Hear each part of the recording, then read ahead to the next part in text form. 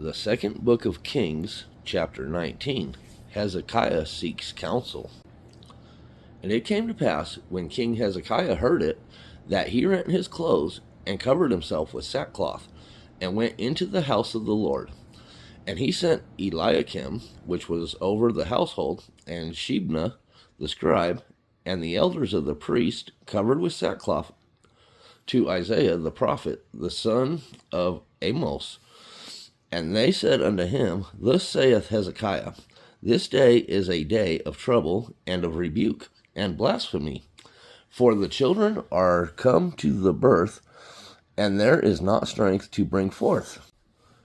It may be the Lord thy God will hear all the words of Rabshakeh, whom the king of Assyria his master has sent to reproach the living God, and will reprove the words which the Lord thy God hath heard. Wherefore lift up thy prayer for the remnant that are left. So the servants of King Hezekiah came to Isaiah, and Isaiah said unto them, Thus shall ye say to your master, Thus saith the Lord, Be not afraid of the words which thou hast heard, with which the servants of the king of Assyria have blasphemed me. Behold, I will send a blast upon him, and he shall hear a rumor, and shall return to his own land. And I will cause him to fall by the sword in his own land. So Rabshakeh returned, and found the king of Assyria warring against Libnah, for he had heard that he was departed from Lachish. And when he heard say of Tirhakah, king of Ethiopia, Behold, he is come out to fight against thee. He sent messengers again unto Hezekiah, saying, Thus shall ye speak to Hezekiah, king of Judah, saying, Let not thy God in whom thou trustest deceive thee, saying, Jerusalem shall not be delivered into the hand of the king of Assyria. Behold, thou hast heard what the kings of Assyria have done to all lands, by destroying them utterly. And shall thou be delivered?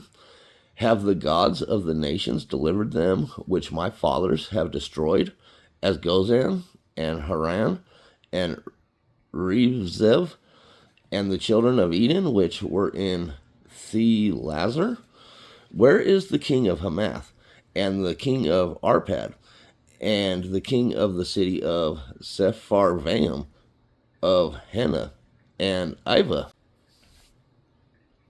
Hezekiah's prayer. And Hezekiah received the letter of the hand of the messengers, and read it. And Hezekiah went up into the house of the Lord, and spread it before the Lord.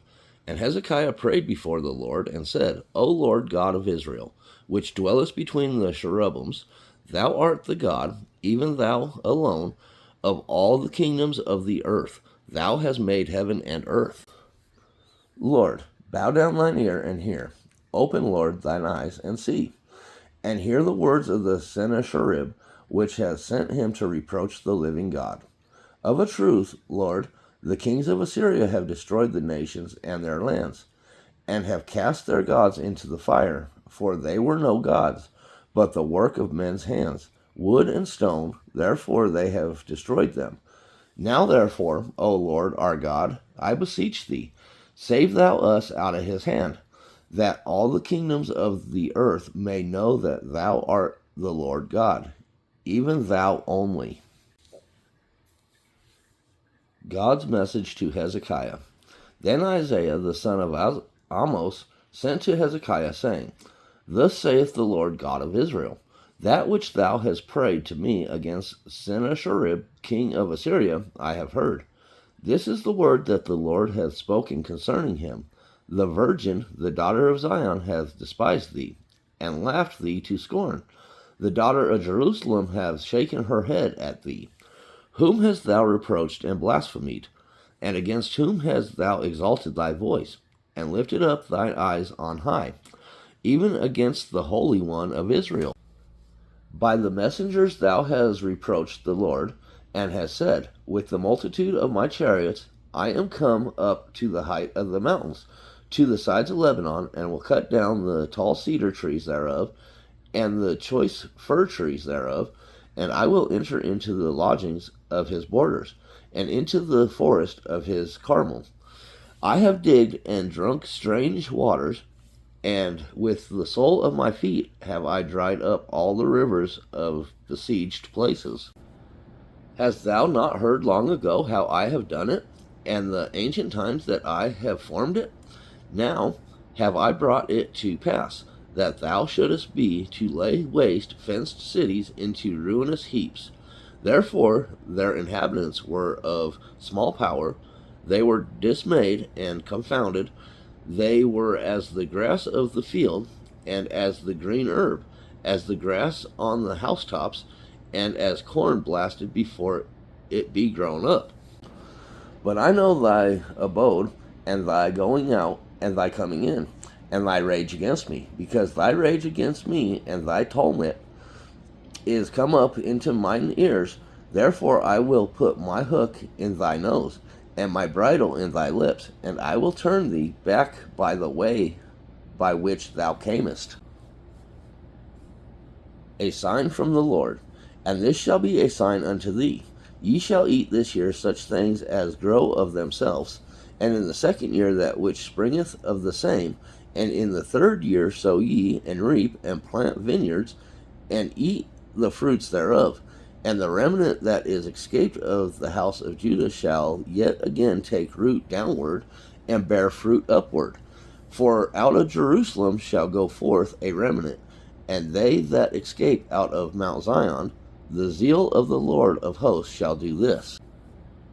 Therefore this saith the Lord concerning the king of Assyria, He shall not come into this city, nor shoot an arrow there, nor come before it with shield, nor cast a bank against it. By the way that he came, by the same shall he return, and shall not come into this city, saith the Lord. For I will defend this city to save it, for my own sake, and for my servant David's sake. And it came to pass that night that the angel of the Lord went out and smote in the camp of the Assyrians 180,5,000. And when they arose early in the morning, behold, they were all dead corpses. So Sennacherib king of Assyria departed, and went and returned, and dwelt at Nineveh. The death of Sennacherib. And it came to pass, as he was worshipping in the house of Nisroch, his god, that Adrammelech and Sharezer, his sons, smote him with the sword.